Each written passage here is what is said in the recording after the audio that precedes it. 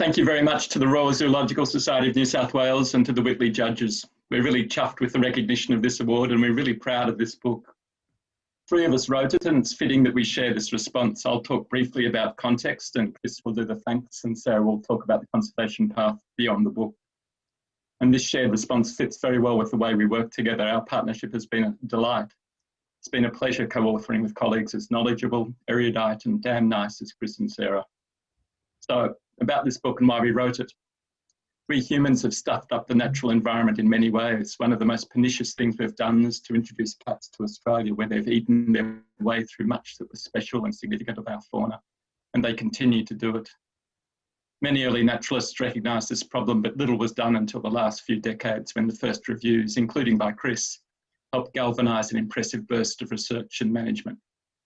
Because of the efforts spawned by those concerns, more is now known about cats in Australia than about cats almost anywhere else in the world, or about most species in Australia. This recent work populates our book and we've tried to gather and interpret all of this newfound knowledge. Our book documents the origins, global spread and biology of cats. It chronicles their introduction to Australia and what damage they've done and continue to do to our wildlife, and the less well-known impacts of cats on human health and agriculture. We write of how our policy, management and laws relating to cats work or don't work, and how these can be and need to be improved. We write of feral cats and pet cats. And more strategically, we want to use cats as a touchstone to consider broader concerns about loss of biodiversity, about the way we value other animals and about contested social values. Because dealing with cats has many strands and some formidable challenges. Our society has many perspectives on cats, often based on little and sometimes misleading information, or worse, solely on emotions. Our hope is that this book will provide a comprehensive, accessible and authoritative foundation to help our community better understand and resolve the many challenges of cats in Australia. And we hope that as a consequence, the natural legacy we leave to our descendants will be the better for it. Thank you. Well, a book like this can really only come about with the input and assistance of a great number of people, and it's a great pleasure to acknowledge at least some of them here. The pioneer biologists such as Hedley Finlayson and Frederick Wood-Jones are among the key people who laid the groundwork of understanding cat biology. The current cohort of researchers, too numerous to name, but really especially those over the last 25 years, have allowed an exponential increase in our understanding of the biology of feral cats, and a lot more insight into our dealings with domestic cats as well. Much of this support has come about from government, non-government and individual researchers, and also from offices such as that of the Threatened Species Commissioner, the former Commissioner Gregory Andrews and currently Sally Box. In the Australian Government Department, Julie Quinn, the Department of Agriculture, Water and Environment, has overseen and implemented the threat abatement plan for feral cats over much of the last 2 decades. And we're probably, as a consequence of the efforts of all these individuals and agencies, in a better position now to understand and manage cats than pretty much any other country. We greatly appreciate the support that we received as authors and researchers from the Australian Government's Threatened Species Recovery Hub, established under the National Environmental Science Programme.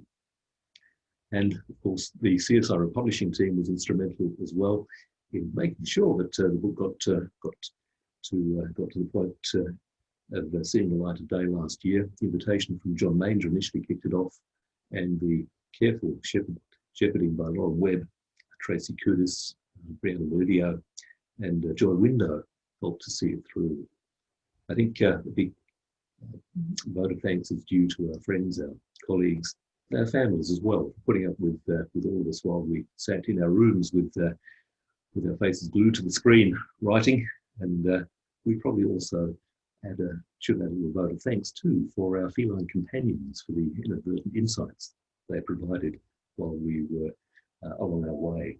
And thank you too, finally, to the Whitley Committee and to the Royal Zoological Society for this award. It's wonderful. Thanks, Chris.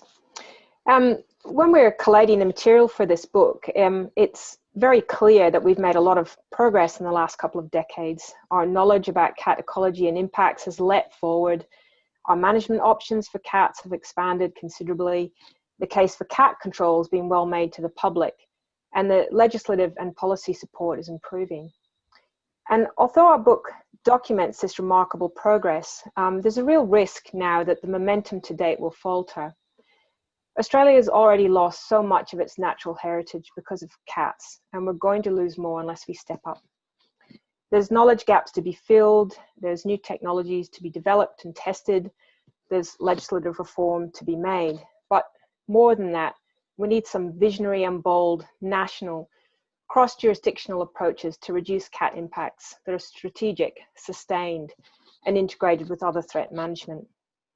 Because of course the cat problem sits within a bigger story of biodiversity loss in this country due to invasive species, habitat loss, and changes to ecological processes like fire regimes that's only accelerating.